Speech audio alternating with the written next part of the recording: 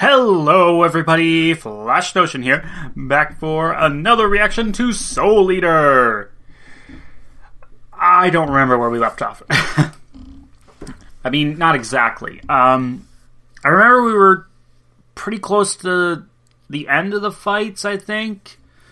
God, was it last time?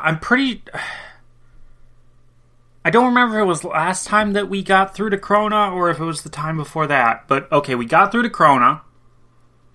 We had Wolfman Free there doing hologram bullshittery. We had a very creepy as fuck nightmare sequence with the Kishin. Almost getting them to, like, not exactly kill themselves, but, like, injure themselves, definitely. Medusa is doing some fun bullshit. She's fighting Stein still. Yeah, just a lot of fighting. Yeah, I don't think the show's gonna make me hit the same high as I did when Krona turned. That was just, like, the best episode set of this show. Whatever. But, like, yeah. Really looking forward to seeing how this ends up. Because, I mean, we gotta end it soon. We're approaching the halfway point of the show. I'm pretty sure. It was 50-something episodes. So, like, we're almost there to the halfway point. And, that means that we gotta be getting close to the big fight against the Kishin that the intro keeps teasing. So, yeah. Okay, let's get into it, shall we? We shall. Starting in 3, 2, 1.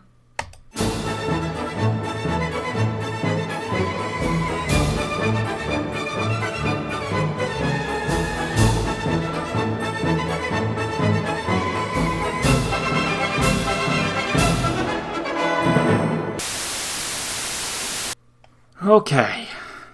Well.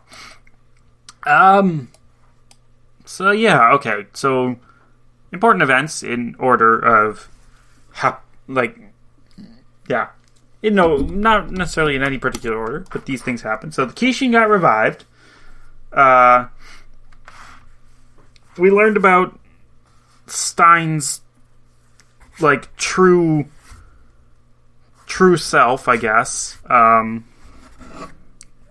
We defeated Medusa, and the Kishin got away. We had an epic fight with Death versus the Kishin that nevertheless leaves me a little bit disappointed is the wrong word, but, like, it's one of the things that I've kind of noticed about this series in passing that hasn't really bothered me that much until now. But I'm gonna leave that for a minute because first I want to talk about Stein. I love what they did there. I really do. It's so interesting because in any other series that I can think of, Stein would definitely be, if not a villain, at least a bad person. He would be someone that you would go, wow, what a piece of shit. I can't wait to see him get humbled and taken down a peg and all that sort of stuff. You know? Because, yeah, like, his entire thing is that he's a sociopath. He's a psychopath. And it's crazy to think that, yeah, he's that kind of person when he seems so nice all the time. I mean, I just realized what I said, but yes, like, the only thing he cares about is learning new things, and he takes joy from tearing things apart. Like, that's, well, not even just things, but, like, people and animals and, like, living things. Like, it's creepy. But the thing is that he recognizes his own. He recognizes that that stuff is not okay. He might not understand it, or he might still want to do it, but like he recognizes that those really aren't things that a normal person wants or does, and so he recognizes that he needs order and structure. He needs an authority figure to keep him in check, to keep him from going off the deep end, and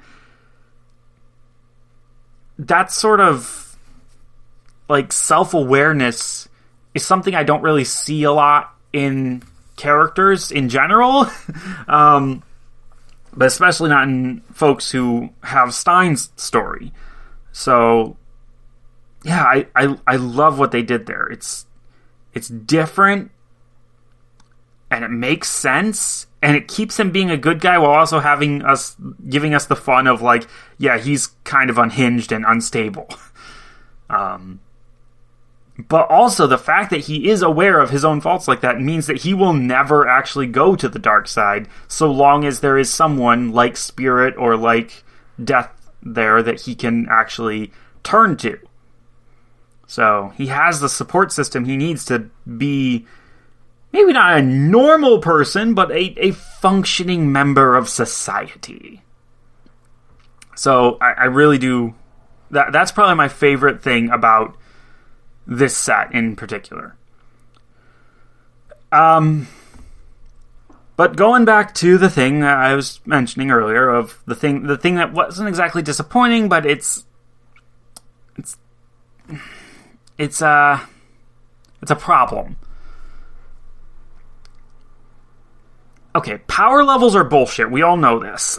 But like, power scaling is a necessity. You think about the like 2012 Avengers. Good God, that feels like forever. Oh my God, it was a decade ago. I just felt really fucking old now. Not really, but like, just the passage of time is weird. Because some things feel like they were yesterday, you know? Walking out of the theater at night after a good movie that I saw with my father.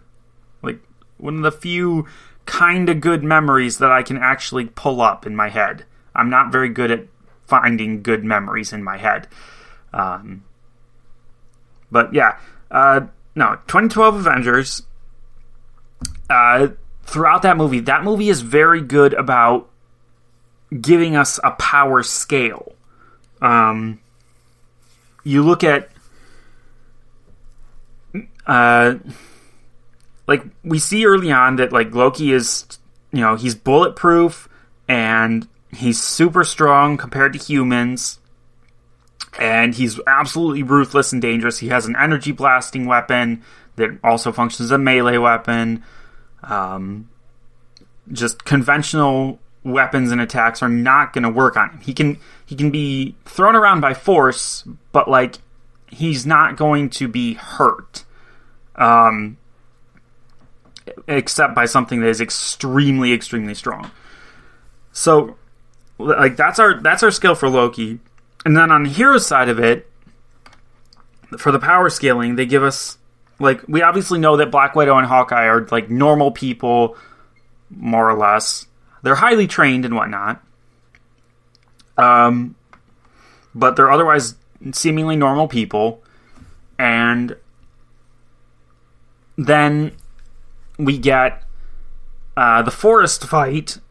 The forest fight to do some scaling between Thor, Captain America, and Iron Man. You know, like, Iron Man can stand up to Thor for at least a little while, but ultimately Thor is stronger and tougher than that armor.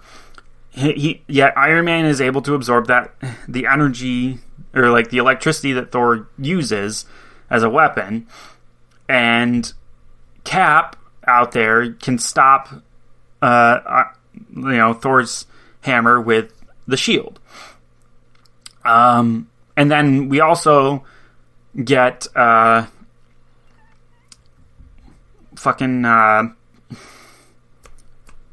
Hulk versus Thor later on the helicarrier that shows that yeah, Hulk is physically stronger than Thor, but he is, he's the Hulk. He's dumb, kind of. So like that movie did a good job of showing you like where all four heroes that are superhuman rank in terms of, their abilities compared to each other. And thanks to, Thor versus Loki at various points in, his own movie and in Avengers, we know how each of the heroes ranks compared to Loki. Now, later MCU films just completely threw that out the fucking window and restructured everything. But, like, the important thing was that for that movie, you could see how strong each character was compared to each other character. And generally speaking, in a series where, characters are going to be fighting, you want to know that. Like, even if you don't know one specific character's, like, upper limits, you generally speaking want to know which characters are stronger than the other.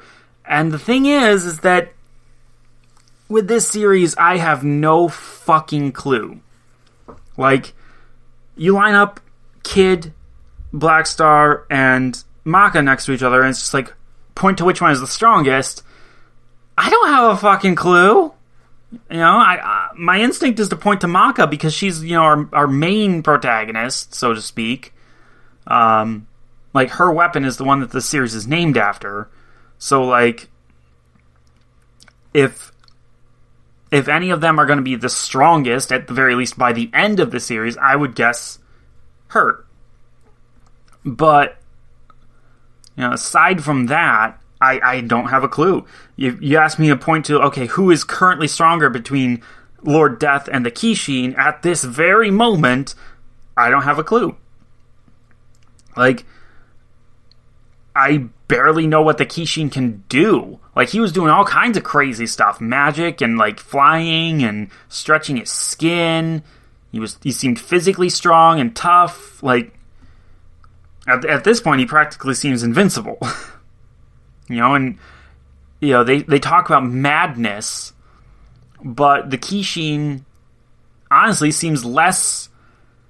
He seems less crazy. Like, he moves creepily, but the way he talks makes him seem less crazy than Medusa or even Stein.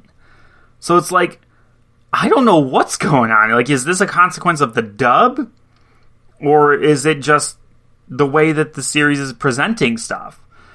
And so, if you were to ask me the question, okay, which of these characters could potentially win in a fight against each other?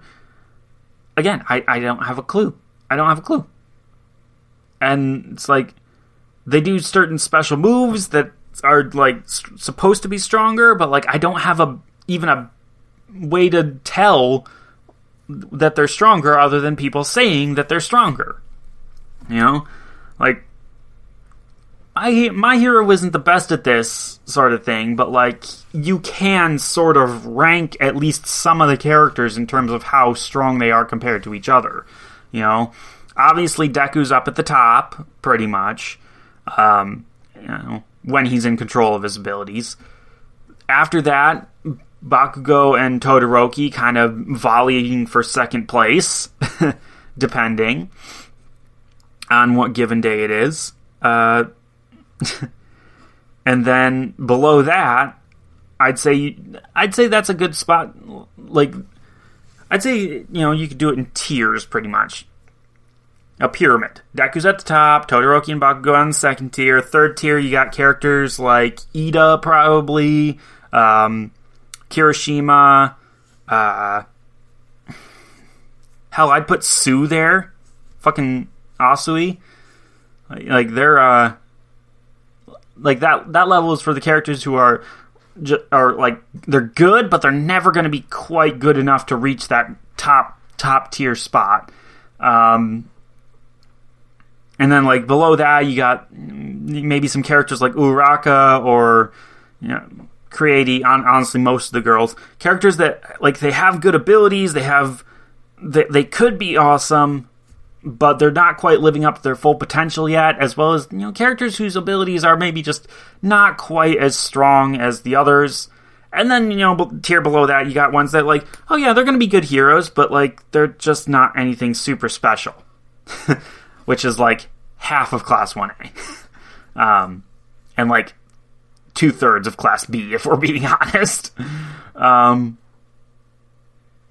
yeah, you can't get as specific as I might like, but you, generally speaking, can tell which characters are stronger than one another based on both raw ability and also, their skill level in using those abilities. And here, I haven't got a fucking clue, and, like, that really makes the bigger fights kind of feel a bit off, because I don't know, like, how much danger a character is in. I don't know, if someone's holding back, or if, like, this is they're going all out type of thing. Like, we've never, before this, okay, in this scenario, the Kishin is supposed to be, like, the most dangerous thing in the world, right?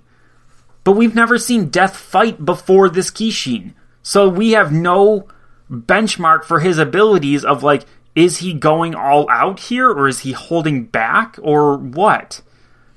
So it's like, I don't know. And again, it's a thing of, like, I don't know if this is the dub, the manga, or, like, the transition from manga to anime, or if it was just always present in the story and it's just slightly bad storytelling.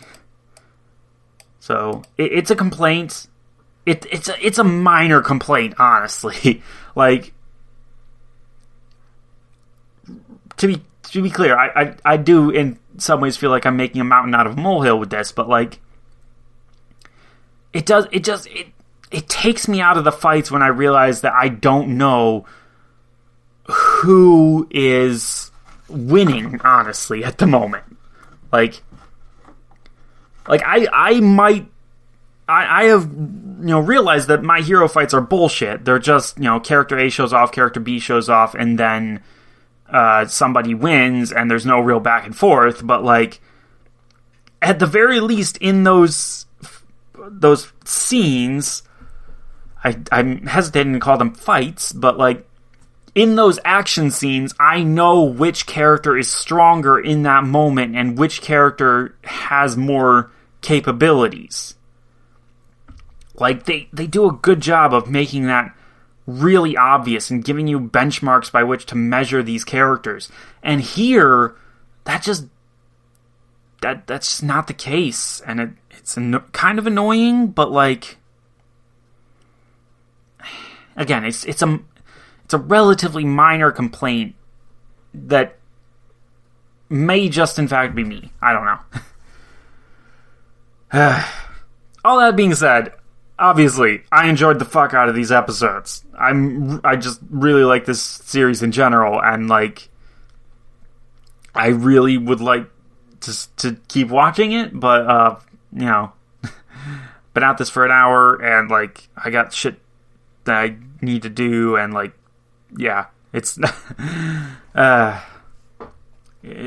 have to end this video, and then I have to not watch more Soul Eater, unfortunately. Wah, wah. And you guys won't even get the video on Wednesday because there is another, like, what's the word? Not quite current event, but, like, there's an ongoing thing there's a video for an ongoing thing that I have to do. Yeah, that's the right word. I think.